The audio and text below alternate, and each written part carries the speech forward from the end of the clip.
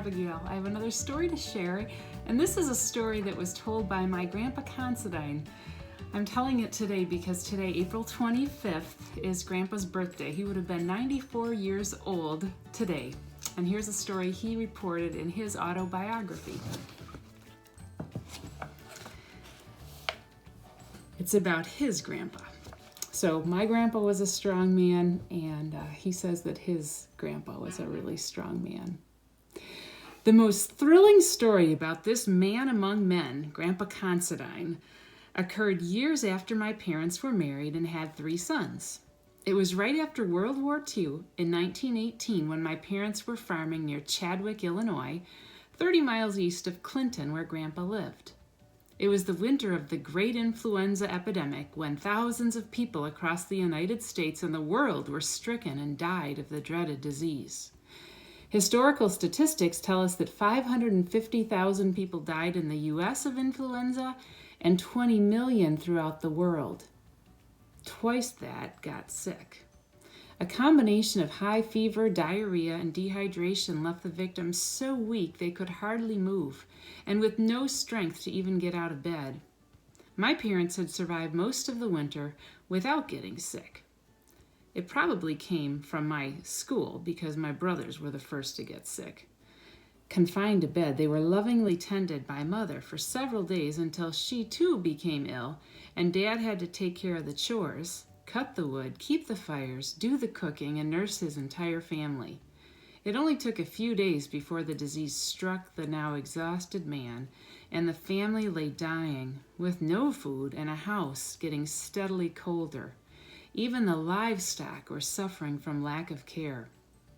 Fortunately, telephones had been invented, and though somewhat crude and unreliable, they still served in a wonderful way in such dire times. Somehow, with his waning strength, Dad got word to his father. You understand that no neighbor would come near.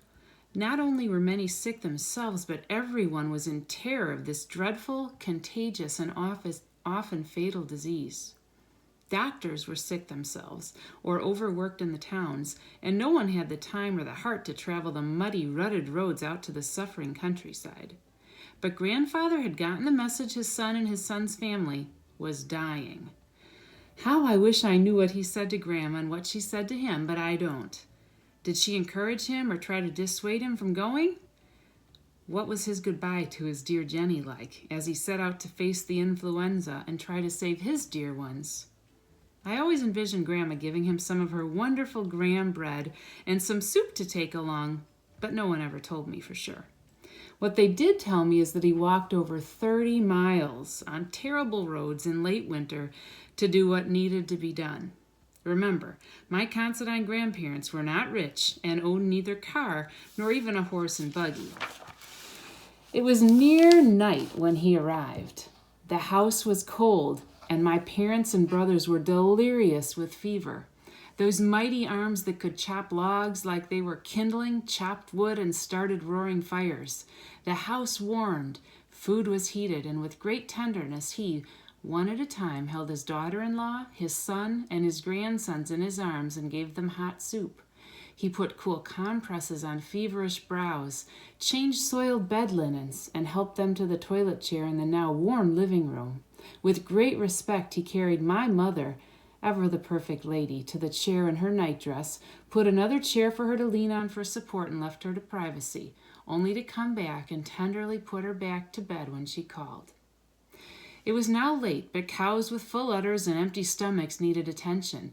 He milked them and cared for cooling the milk. He pumped water. There was no running water in the farms those days, for the livestock to drink and to use in the house. Pigs and horses were fed and watered, and more wood was cut to keep the house warm and heat the food. Only then did he stretch out for a few hours to rest, always rousing himself to fuel the fire every 2 hours and care for the needs of his patients.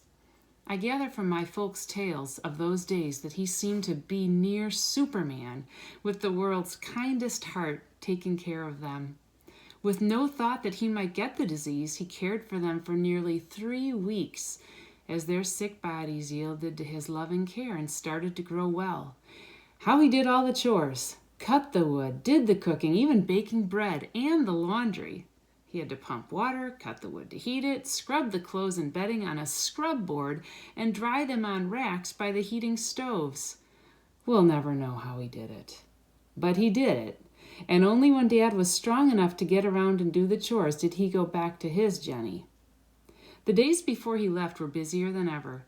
Before he went home, a 200-pound hog had been butchered and cut up, so there would be plenty of meat to eat. A huge pile of wood was by the back door, cut and split, ready to keep the house warm all spring. The last batch of fresh butter was made. He churned it from the cream he had separated from the excess milk from the family cows. Bread was waiting from the last batch of bread he had baked. Then he said goodbye to his family one morning and walked the 30 miles back to his home in Clinton. God took care of this mighty man, for he never did catch the dread sickness, and I guess it didn't cause too much trouble being away from his job. One of my fondest memories is hearing my mother tell the story with tears in her eyes as she looked at me and said, "Don't ever forget that you wouldn't even be here except for what he did, because if he wouldn't have come, we would have all been dead." I will always feel that God must have a special place in heaven for my grandfather. And someday I look forward to telling him how much his example has meant to me. And I just want to share that I echo that for my Grandpa Considine. My great-great-grandpa was a great man, as was my Grandpa Considine, and I'm grateful for them. In Matthew 23:11, Jesus said, "The greatest among you will be your servant."